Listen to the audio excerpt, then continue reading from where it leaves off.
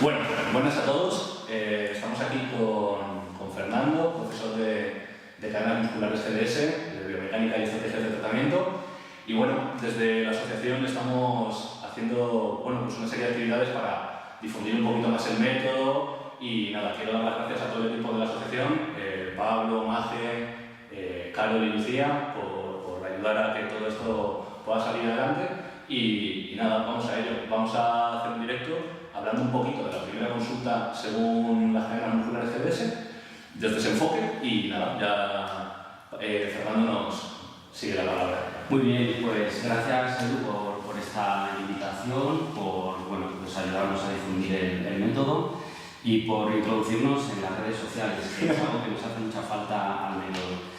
Bien, antes de nada quería comentar que la idea de este directo no solamente va enfocado al cadenista que ya ha terminado la formación, sino a fomentar un interés por aquellos que quieren lanzarse, sumergirse al mundo de las cadenas musculares, que no les dé miedo, que no es nada complejo, en el sentido en el que, aunque hay mucha teoría, mucho por estudiar en la biomecánica, en la práctica clínica, con el tiempo, con la experiencia, tenemos que ir agilizando esos procesos, ¿no? Decidí hacer algo de este tipo porque muchos alumnos terminan la formación y dicen, madre mía, pues con todos los datos que tenemos, con todas las pruebas, los test, las exploraciones, nos podemos tirar 1 hora y media con un paciente, ¿no? O 2 horas solamente explorando. Entonces quiero simplificar en la medida de lo posible cómo se haría una primera consulta y que veáis que da tiempo. Lo que pasa es que hay que organizar bien la sesión de tratamiento. ¿Bien?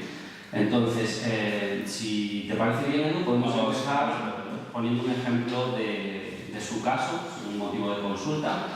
Edu, vamos a ver, el motivo de consulta por el que vienes hoy. Bueno, yo ya desde hace como 2 semanitas estoy como con dolor en la sacroiliaca, en ambas, en la zona lumbar baja, y me pasa sobre todo al agacharme. Al agacharme a coger, no es un dolor muy intenso, pero bueno, es una molestia ahí que es muy repetitiva y muy constante. La anamnesis es fundamental. Esto de comprender el síntoma es vital. A nosotros nos sirve entender el síntoma para comprender las zonas que están fragilizándose, ¿vale? Por eso sí nos interesa saber la sintomatología, para tratar de relacionar. Ya sabéis que en otros métodos no le dan tanta importancia a la sintomatología y hacen una correcta exploración, pero a nosotros la sintomatología también nos interesa, nos va a dar pistas. Entonces, ¿debutó ese dolor en alguna sacroiliaca en concreto? Más a la izquierda. Más a la izquierda, vale. Y sobre todo en movimientos de flexión. Esto ya, por supuesto, nos está dando pistas de la posición mecánica donde puede aparecer esa disfunción, ¿no? El cadenista sabe que en los movimientos de flexión anterior se solicita la sacroiliaca bastante. Y cuando hay fijaciones por parte de ciertas cadenas musculares, como pueden ser las cadenas PL y las cadenas PM, esa nutación va a ser exagerada. Esa nutación fisiológica pasa de su rango fisiológico y puede irritar el sistema cápsulo-ligamentoso. Pero esto, de entrada, son hipótesis de trabajo, ¿eh? Esto es algo que nos empieza a resonar y, más que nada, nos ayuda a empezar a dirigir nuestra exploración. No quiero decir que ya estemos sentenciando lo que le sucede al paciente, sino a dirigir hacia dónde tenemos que empezar a mirar. ¿Bien? Bueno, ¿cuándo empezó la primera vez? Pues esto, bueno, yo ya llevo con dolores de sacroiliaca, son cosas que van viniendo desde hace 2 años, cosas así, pero así, más recientemente, como hace 2 semanas, tras un entrenamiento, se me quedó como esa molestia residual en los días siguientes a ella. Y comentas que empezó por el lado izquierdo, pero luego pasa a la derecha. Esto es algo bastante común, tratar de identificar cuál es la zona primaria, de dónde comienza esa posible hipermovilidad que luego se bloquea y puede ser una hipomovilidad, y el cuerpo va haciendo compensaciones y generando nuevos síntomas, ya que cuando un síntoma debuta, el cuerpo tiene la capacidad de bloquear esa zona, ¿sí? Y si no hacemos nada para subsanar la biomecánica, el cuerpo va a buscar otros mecanismos de compensación y, por supuesto, generará hipermovilidades en otras articulaciones, como la sacroiliaca derecha, el hombro derecho, etcétera, etcétera. Bien, operaciones de algún tipo. Ligamento justo anterior,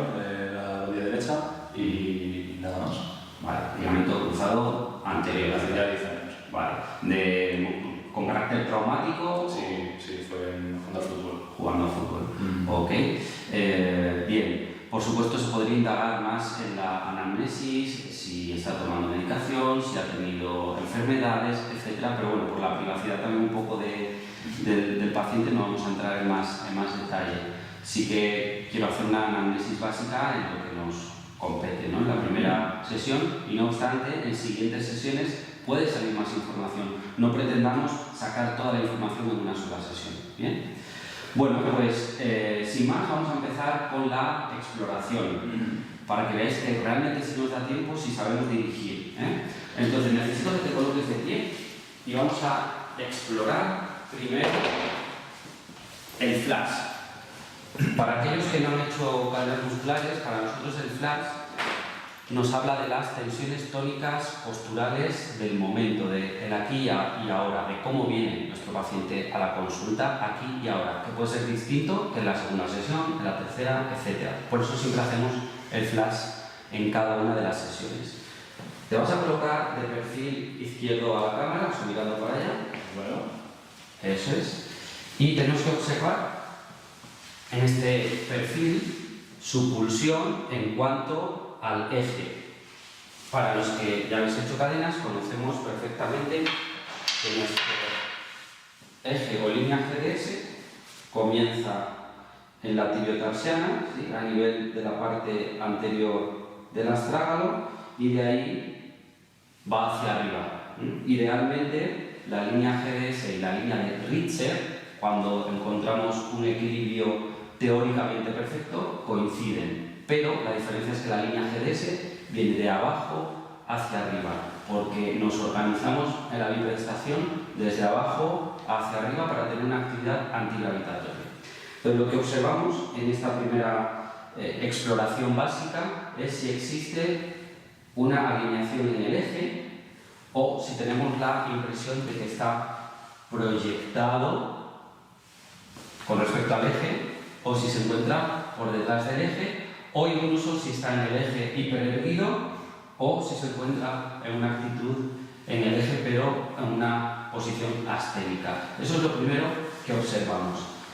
Bien, también podemos dinamizar cuando tenemos dudas de si está más anterior, más posterior. Dinamizamos pidiendo al paciente que lleve el peso del cuerpo hacia adelante. Tú puedes llevar el peso del cuerpo hacia los antepiés. Bien, lleva el peso del cuerpo hacia los talones y observamos las nociones de confort y de disconfort a la hora de adoptar estas actitudes. Evidentemente estamos ante un paciente trabajado, un paciente cadenista y que, pues evidentemente, con el tiempo ha liberado bastantes frenos primarios que tenía. Bien. Pero su tendencia parece que en principio se encuentra más cómodo yendo hacia anterior.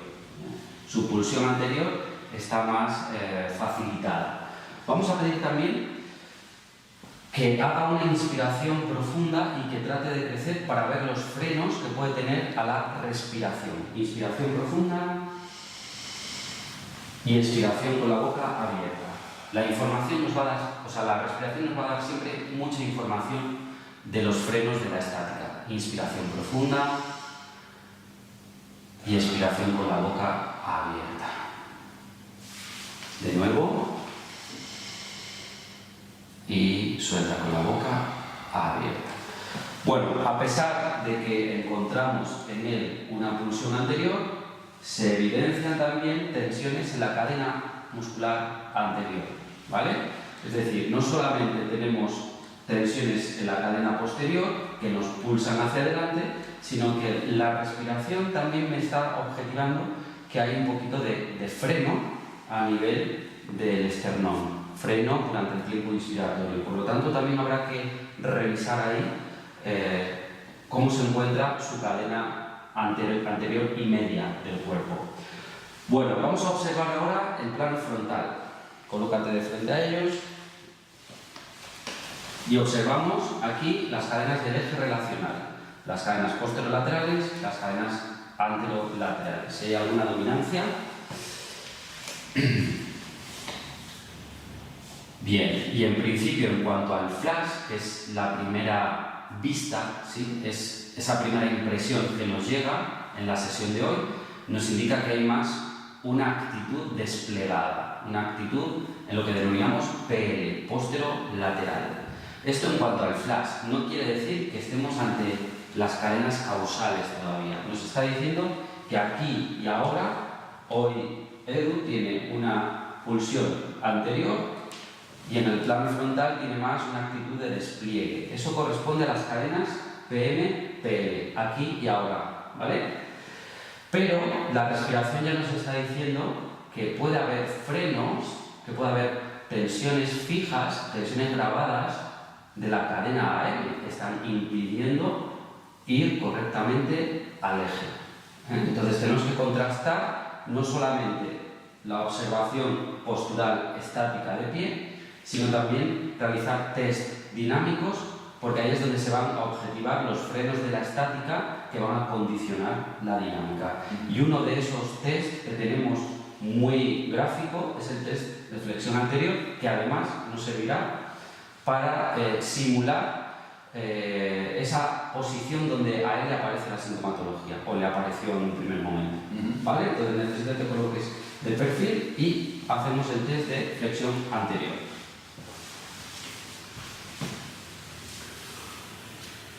Muy bien. Y volvemos.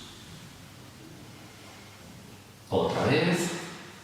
Buscamos la armonía en las curvas vertebrales. Os puedo decir que ha trabajado mucho Edu porque redondea bastante bien. Hace un buen redondeo de la columna vertebral. Bien. Quizá la cabeza le cuesta soltar un poquito, le cuesta dejarla caer del todo. Eso nos está indicando tensiones de la cadena posterior, pero hay bastante buena armonía en la columna vertebral en cuanto a la flexión. Las rodillas, en este caso, las flexiona, ¿sí? Intenta extenderlas un poquito, ¿vale? Y vemos si hay algún cambio o no en la columna vertebral. Aunque las lleva a la extensión, sigue manteniendo, ¿sí?, esa forma armónica. Si hubiera tenido mucho bloqueo de las rodillas en el recurvatum, me inclinaría a pensar que hay fuertes tensiones de la cadena PM, pero no lo hay. Solamente veo que hay tensiones aquí a nivel de la cabeza que no sueltan del todo. Bueno, despacito, regresa. Y ahora vamos a hacer ese mismo test, pero cuando escuches la palmada, paras. Quédate ahí. ¿Vale? Estamos descomponiendo en las diferentes fases el test de flexión anterior para ver si su pelvis, en este caso, hace el primer ajuste que debería hacer, que es ir hacia posterior para retroceder la base de sustentación y hacer una pequeña retrováscula. Esto es un ajuste necesario para aumentar la base de sustentación y no caernos. Entonces la hace correctamente. Bien, seguimos.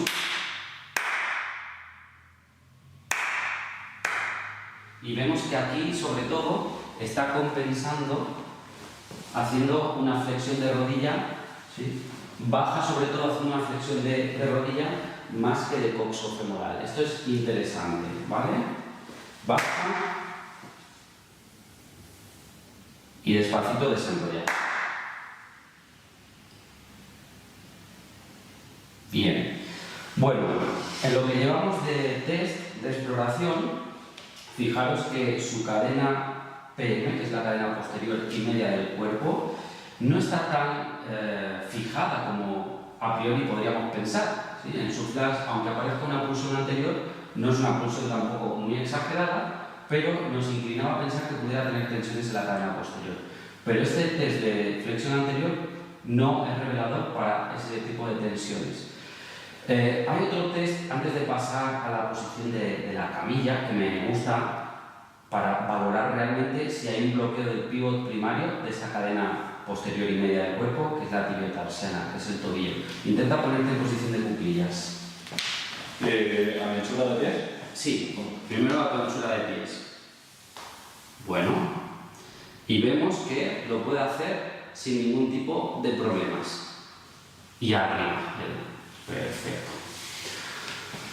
Bueno, pues parece ser que su cadena PM no es tan primaria como pudiéramos pensar, porque una de las disfunciones de la sacroiliaca, y sobre todo de la sacroiliaca izquierda, es cuando encontramos una nutación del sacro importante. Cuando hay una nutación del sacro, una horizontalización del sacro, la sacroiliaca izquierda se vuelve hipermóvil. Pero tenemos otra cadena muscular, que es la posterolateral, y que en el flash ya habíamos observado, ¿sí? Que es la cadena de apertura, la cadena de ABD y de rotación externa. Esa actitud lleva también una tendencia a la retrováscula de ilíacos. ¿Bien? Entonces, ponte de perfil mirando para allá. ¿Qué es lo que sucede? Cuando tenemos un ilíaco trabajando en nutación, es decir, en retrováscula permanente, la articulación sacroiliaca, ¿sí? La articulación sacroiliaca se vuelve hipermóvil. Aquí tengo mi ilíaco izquierdo y aquí tengo el sacro. El sacro, en su caso, hemos dicho que no está muy horizontal, pero sí que parece que el ilíaco izquierdo va a tener una tendencia a la retrováscula, o lo que es lo mismo, a la nutación sacroiliaca. Y esa nutación permanente genera una hipermovilidad, reactividad y puede haber bloqueos para tratar de defender esa zona, bloqueos de la sacroiliaca izquierda por los músculos ligamentos activos. Bien, entonces, dado que puedo sospechar de esa cadena posterolateral, antes de pasar a la camilla, puedo hacer una exploración ya directamente a nivel de la posición de los ilíacos y tendría que valorar la diferencia de altura, coloca la mano en el hombro, por favor, ahí, la diferencia de altura entre la EIAS y la EIPS. Fijaros, no sé si se puede llegar a apreciar en la pantalla, pero cuando encontramos que prácticamente la EIAS y la EIPS se encuentran a la misma altura en la horizontal, ¿eso qué nos está indicando? Que los ilíacos, en este caso el ilíaco izquierdo, tiene más bien una tendencia a la retrováscula. Nosotros nos fijamos mucho en las referencias óseas porque nos ayuda a entender quién ganó, quién se quedó, quién instaló su tensión y a quién está molestando, ¿vale? En este caso, para nosotros un ilíaco en posición neutra es cuando la EIAS y la EIPS presentan una diferencia de altura de unos 2 traveses de dedos, 2 traveses del paciente, la EIPS más craneal que la EIAS. Eso sería un ilíaco en posición neutra, referencial para nosotros. Si encontramos que quedan en la misma alineación, nos indica que hay un contexto más de cadena posterolateral. Y fijaros que en el test de flexión anterior, él compensaba quizá una falta de movilidad de coxofemoral con una flexión de rodilla. Vuelve a hacerlo.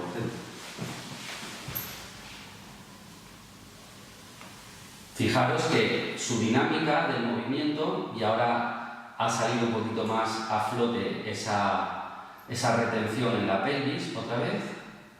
Fijaros en la región pelvitrocalcánea. Estos músculos de aquí son los que limitan, los que impiden la anteváscula pélvica durante el movimiento de flexión. Él suple este posible déficit de flexión de coxofemoral aumentando la flexión de rodillas. Bien, entonces me inclino a pensar que el origen de su problema sacroiliaco puede tener que ver con su cadena posterolateral. Despacito y vuelve. Bien. Hay que ordenar bien la sesión para no estar mareando al paciente.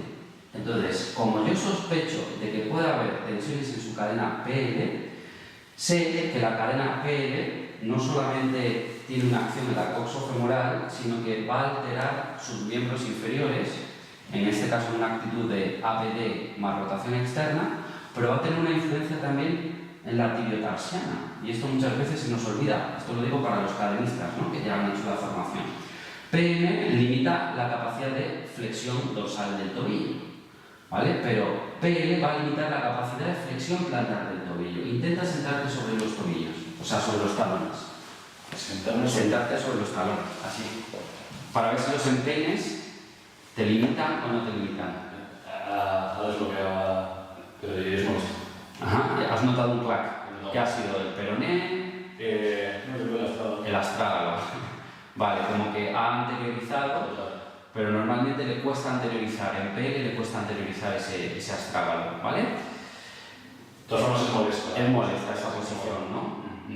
Más incómoda que la posición de cuclillas. Vale, perfecto. Pues puedes volver despacito. Y ahora sí podríamos pasar a una exploración en camilla. Vas a colocar tu cabeza de este lado boca abajo y vas a colocar el dorso de las manos en la frente.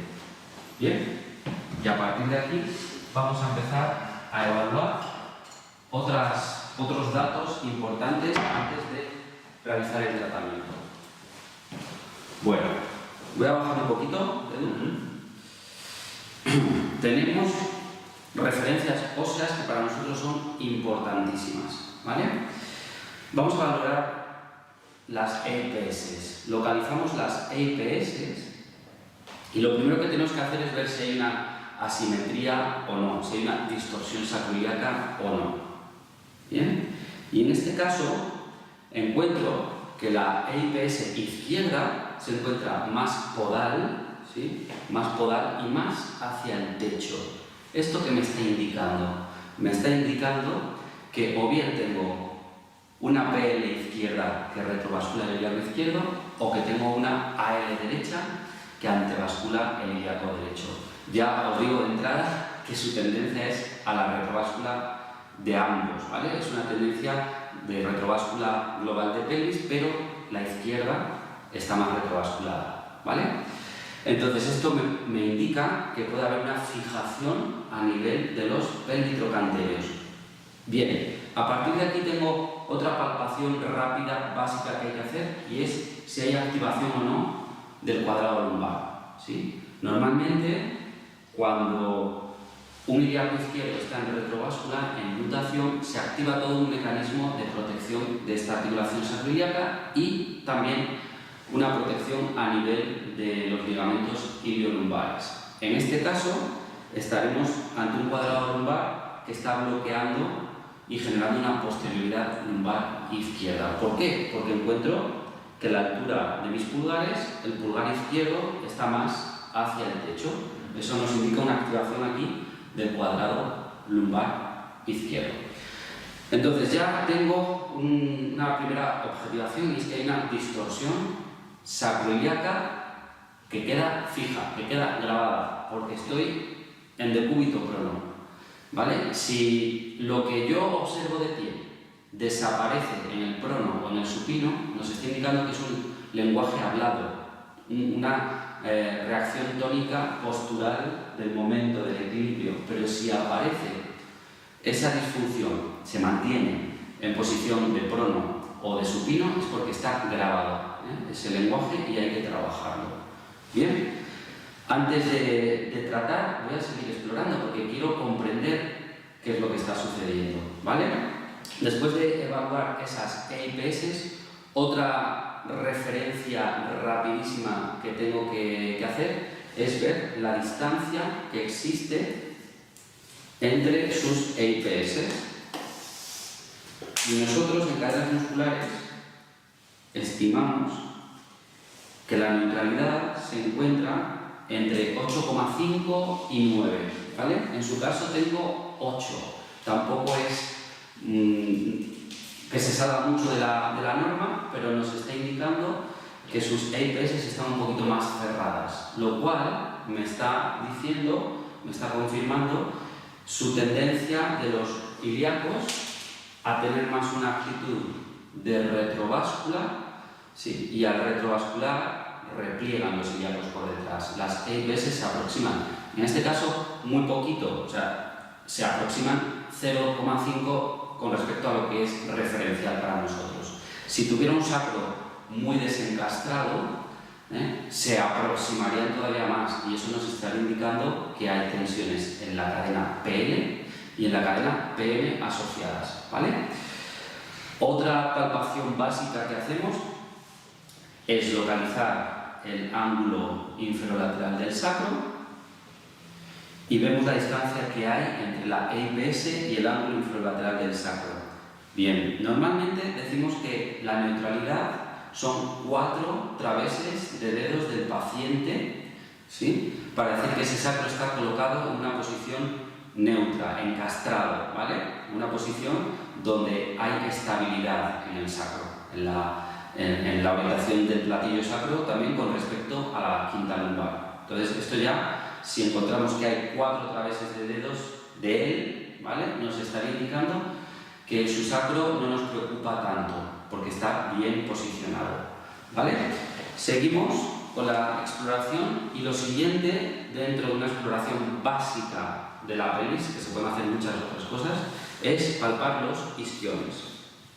Bien. Y aquí encontramos una sorpresa. Al palpar la distancia entre los isquiones me encuentro que hay menos de 4 traveses de dedos del paciente, que también sería lo referencial. Cuando hay menos de 4 traveses de dedos del paciente, ¿sí? Tengo que valorar si esa AM, que se encuentra a nivel del periné, ¿sí? Está siendo causal en la pelvis y está molestando en este caso, a la PL izquierda, ¿de acuerdo? Entonces, tendría que ver si esta AM puede instalarse correctamente en su dominio o no. Para los cadenistas, ya sabéis que el dominio de AM se encuentra en la cima de la cifosis, en D8. AM tiene que mantener con los rectos mayores del abdomen, ¿sí? Mantener el esternón en la vertical para que D8, ¿sí? D8 sea la cima de la cifosis. Si encontramos que D8 está desplazada más hacia arriba, o sea que la cima de la cifosis se encuentra más hacia arriba, ¿vale? En ese caso nos está indicando que no está bien en su dominio, ¿de acuerdo? No se encuentra bien establecida en lo que es fisiológico para ella, ¿vale? ¿Qué cadenas pueden expulsar a la AM de su dominio? Por un lado, sabemos que cadenas musculares, una cadena muscular tiene antagonistas complementarios, ¿verdad? Pues razonamos inmediatamente. La AM se relaciona con PM y con PL, ¿sí? Con esas dos cadenas tiene relación. Pero fijaros que hemos visto que la PM precisamente está bastante libre. Entonces, seguimos con esa hipótesis de trabajo. ¿No será un conflicto entre PL y AM? ¿No se estarán picando entre ellas? Es decir, la AM que no puede expresarse en su dominio y la PL que no puede expresarse correctamente en su dominio. Para esto, evidentemente, tenemos que conocer un poquito la teoría, ¿no?, de cadenas musculares. PL presenta su dominio en la coxofemoral y su función básica es mantener la separación correcta de los isquiones, 4 traveses de dedos, ¿sí?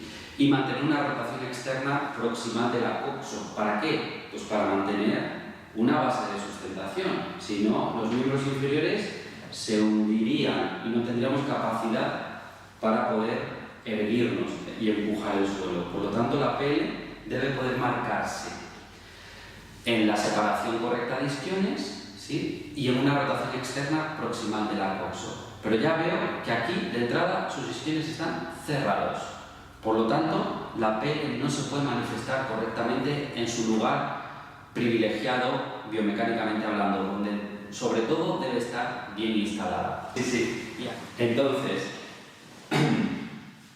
sé que, como decía, la cadena AM, si no se puede expresar en su dominio, que es D8 en la cima de la cifosis para dar estabilidad, puede ser o por una PM que nos propulsa hacia adelante o por una PL que propulsa el pubis hacia adelante, propulsa la pelvis hacia adelante. Y esto, a lo mejor, se puede objetivar con el paciente de pie, ¿sí? Esto, claro, evidentemente dentro de una consulta no voy a hacer al paciente que se vuelva a poner de pie, pero si al final de la sesión, si tengo ese gusanillo de verlo, se lo pediría que se pusiera de pie. Como estamos en una demostración práctica, ponte un momentito de pie. y mirando para allá. Y fijaros que en su posición espontánea la tendencia es abrir las piernas, ¿sí? Tiene una ABD importante en las piernas, quizá para solventar el cierre de isquiones a nivel perineal. Entonces, para afianzar más esa PL o, digamos, hacerla más evidente visualmente, le voy a pedir que junte los pies. Junta los pies y inmediatamente, no sé si os habéis dado cuenta, de que se ha propulsado su pelvis hacia adelante. Coloca las manos en los hombros. ¿Aquí? Sí, separa los pies en tu posición espontánea, ¿vale? Y ahora vuelve a juntarlos. Bien, y no sé si tú notas incomodidad, rigidez y ese arco, ¿sí?, que se da entre tus talones. Junta un poquito más los pies. Y en cuanto junta los pies, se evidencia cómo su pelvis se desplaza, se proyecta hacia adelante. Esto me manifiesta tensiones en su cadena posterolateral y fijaros cómo se modifica todavía más la altura de la cifosis, ¿vale? La altura de su cifosis ahora se encuentra en la región de D5, más o menos, D5, D6, por esta región. En cuanto cierro las piernas, el pubis se proyecta hacia adelante. Con lo cual, os quería mostrar cómo poner en evidencia esas tensiones de la cadena PL que ya había empezado a sospechar. ¿De acuerdo? Entonces, te vas a colocar boca arriba. ¿Y cómo procederíamos? Todo apunta a la PL izquierda. Tengo que contrastar lo que observo visualmente en la exploración y con las palpaciones con test de elasticidad más analíticos. Entonces, voy a testar la calidad de sus pelvitrocanterios. Ya de entrada, en la exploración visual veo cómo reposan sus piernas, ¿no? Cómo caen en rotación externa y cómo hay una ABD. Me voy a testar los pelvitrocanterios. Intento cruzar la línea media, empujando sobre la rodilla para cruzar la línea media y veo que hay un test positivo, que hay tensiones en los pelvitrocanterios izquierdos. Bien. Y hago una puesta en tensión de la PL global del miembro inferior, que se evidencia, ¿verdad? Edu, su cara me lo dice. Se evidencia la tensión en los hileros largos de la cadena PL. Ahora, lo que tengo que comprender bien es que esta PL se está manifestando en sus miembros inferiores porque hay un cierre de isquiones. Entonces, si yo empiezo a relajar las tensiones en su cadena PL, estoy de alguna manera yendo contra la víctima en su territorio, que dice, pero vamos a ver si es que no me dejan trabajar. No me dejan trabajar a gusto. Yo lo intento por todos mis medios, hago mi mejor esfuerzo, pero no puedo separar los isquiones. ¿De acuerdo? Entonces, en lugar de ir a empezar a trabajar con la coxofemoral, voy a empezar a darle a la AM lo que es suyo. Porque si le doy a la AM lo que es suyo, a lo mejor empieza a darle a la PL lo que es suyo. ¿Me explico? Entonces, para ello, es importante que tengáis en la consulta todas las herramientas posibles para encontrar que el paciente se encuentre en una posición cómoda. Yo quiero instalar D8 en la cima de la cifosis, ¿vale? Para poder dar D8 en la cima de la cifosis, o bien tengo una camilla que se reclina o las cuñas, que vienen muy bien, porque además podemos colocarla justamente ahí donde queremos, en el D8. ¿Vale? Puedes tumbarte. Eso es. Bien. Y desde esta posición, simplemente voy a ir en el sentido a favor de la AM. ¿Vale? Y fijaros que es muy curioso porque os he dicho que cuando estábamos analizando la respiración en bipedestación, me daba la impresión de que había un freno en la parte anterior. ¿Qué quiere decir esto? Quiere decir que es que su AM está intentando por todos los medios marcarse en su territorio, marcarse la D8 en la cima de la cifosis, pero como está ascendida a la cima de la cifosis, ¿sí?, enseguida está resistiendo, no quiere que la inspiración siga, porque es seguir ascendiendo la cima de la cifosis. Por eso la AM resiste. La AM resiste en su dominio y la PL está resistiendo en su dominio, ¿vale? Entonces, aquí simplemente voy a ir hacia D8 para devolverle a la AM lo que es suyo, pero luego en un segundo tiempo le voy a decir a la AM que se calme, que se relaje, que está ya posicionada en D8, en esta actitud. ¿Entendido? Entonces, coloco mis manos, inspira profundamente por la nariz, suelta con la boca abierta, inspira, suelta con la boca abierta,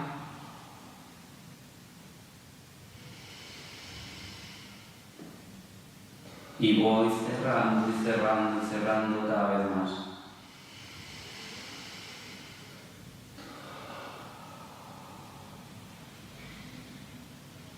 Esto os podría resultar contradictorio, ¿no? Porque dices, vamos a ver, ¿estás tratando la AM si la cima de la cifosis no está en su lugar? Bueno, es que estoy colocando la cima de la cifosis en su lugar y estoy calmando a la AM. Le estoy diciendo a la AM que esté tranquila, que la PL va a soltar para devolverle lo que es suyo a nivel de su dominio, ¿vale?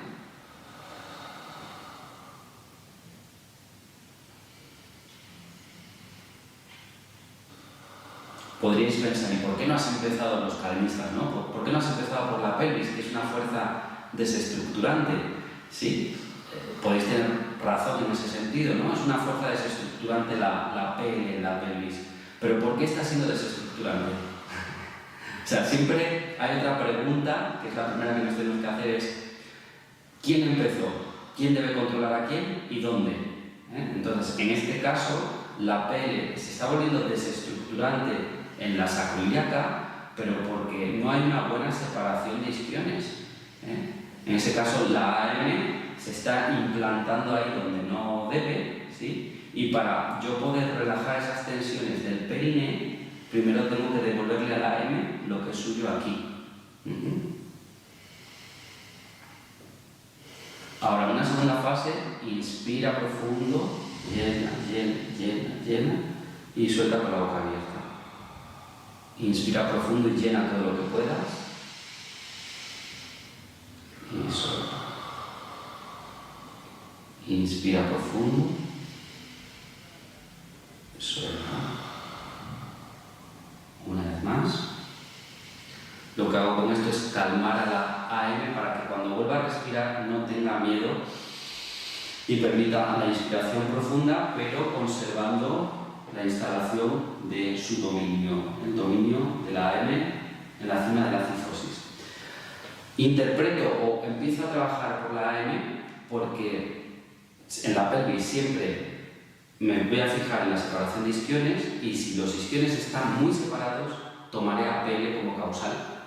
Pero si los isquiones están muy juntitos, tomaré a la AM como causal. Pero el truco está en no empezar directamente a trabajar desde el períneo, sino en este caso a devolverle lo que es suyo en el dominio, que lo había perdido, ¿vale? Fijaros que es un reparto del territorio entre la AM y la PL, y a veces no sabes cuál de las dos es la que empezó todo. Lo que está claro es que hay que devolverle a cada una lo suyo, pero con un razonamiento lógico. Bien, haría la misma operación del lado izquierdo. Inspira, suelta y voy hacia derecho. Inspira.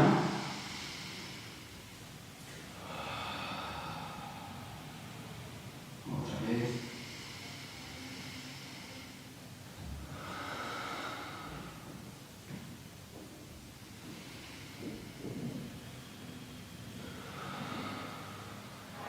Mis manos van hacia derecho. Inspira profundo, llena. Y suelta. Inspira profundo y llena. Suelta. Inspira profundo y llena. una vez que le he devuelto a M lo que es suyo y además la he calmado para que la inspiración sea una inspiración donde no hay frenos, ahora sí vamos a colocar al paciente en prono para abordar el perineo. Vale, boca abajo en prono, apoyando el dorso de las manos. Perfecto. Es importante que el paciente esté en una posición confortable. Debes tener todo tipo de accesorios para hacerle sentir cómodo. Vale, apoya. Fenomenal. Bueno, no está de más reevaluar la separación de los isquiones, porque a veces os lleváis sorpresas y cuando le devuelves a M lo que es suyo en su dominio, suelta su residencia, suelta a nivel del perineo. De hecho, no duele. No te duele, ¿no? Antes notaba tensión y dolor. Ajá. Bien.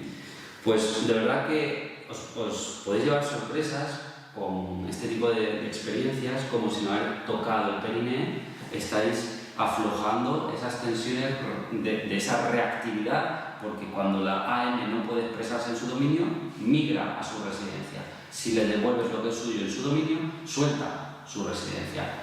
Bien, si viéramos que es necesario todavía trabajar sobre el perineo, podemos hacer una técnica bilateral a nivel del transverso del perineo, colocando manos cruzadas por dentro de los isquiones. Inspiramos por la nariz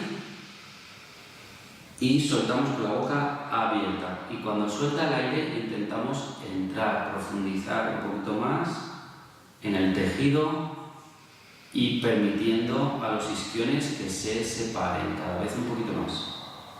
¿El qué? No, nada, que vamos a permitir que los isquiones se separen, ¿no? En cada expiración. Bien. ¿Cuándo termina la técnica? Cuando encontramos realmente la relajación de ese transverso del perineo. Fijaros también si hay más tensión en un lado que en el otro. En este caso encuentro bastante simetría en cuanto a la separación de isquiones. No veo que haya uno más separado que el otro. Bien.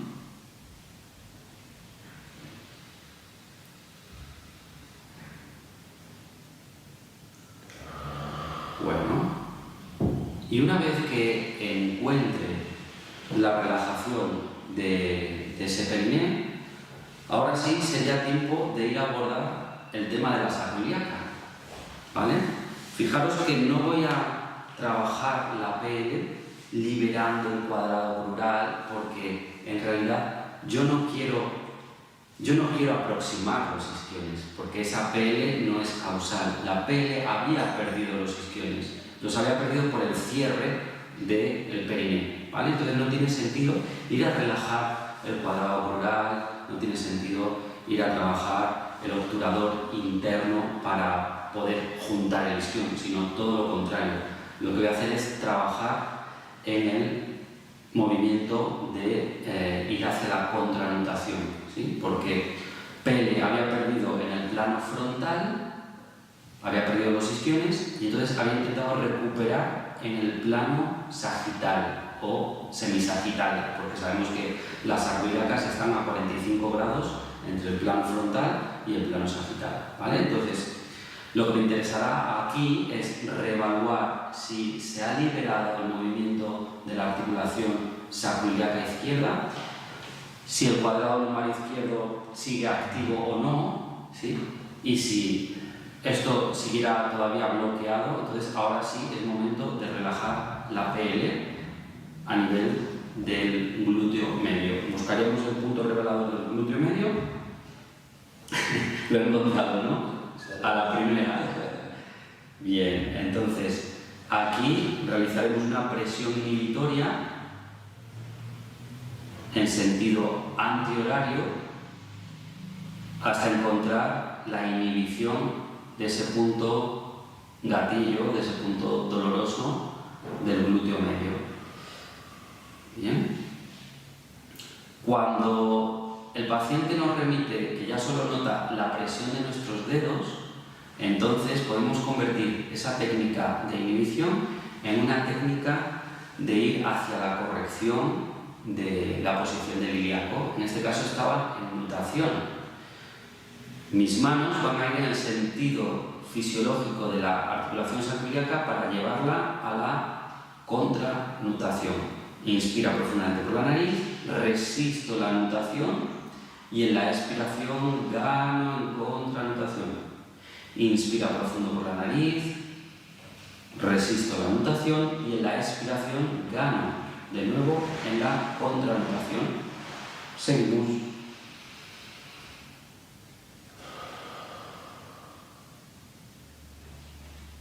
Seguimos. Y soltamos. ¿Cuándo termina esta maniobra? Cuando sentimos que nuestro hueso ilíaco izquierdo va bien a la contranutación y cuando encontramos que en la inspiración el ilíaco no quiere ir fuertemente a recuperar contra nuestras manos.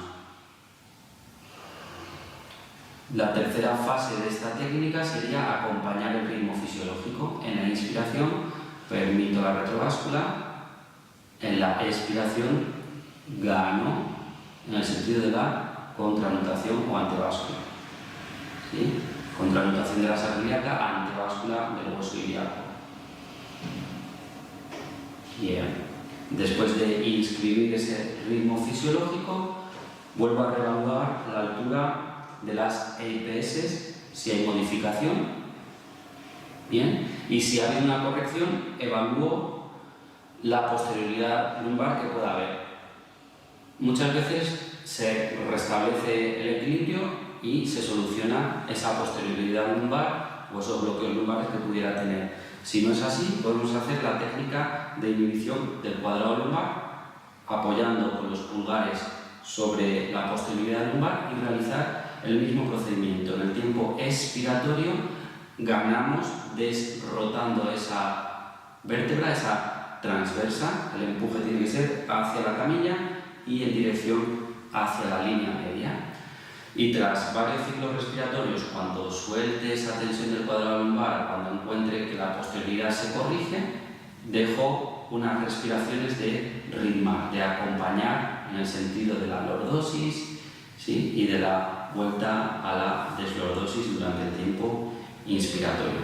Bien, después de hacer un trabajo de restablecimiento de la biomecánica, es muy importante siempre dejarle al paciente el mensaje de el gesto justo y de devolverle los dominios donde deben estar. Esto es fundamental, que se vaya construido. No solamente liberamos las tensiones causales, sino que dejamos también una construcción de la biomecánica. Esto es fundamental. Entonces, te vas a colocar en posición sentada sobre el taburete, despacito. Bien. Y hay algo fundamental en cadenas musculares, ¿vale? Y es dejar, como digo, las huellas fisiológicas de las cadenas musculares, las principales huellas fisiológicas. Y estas huellas principales, fundamentales, son los dominios. ¿Bien? Entonces vas a colocar el rulo en esta posición, ¿vale? Buscando el apoyo en el esternón, buscando que quede, gira un poquito, buscando que quede a la altura de D8, ¿de acuerdo? Para devolverle a D8 su función de pivote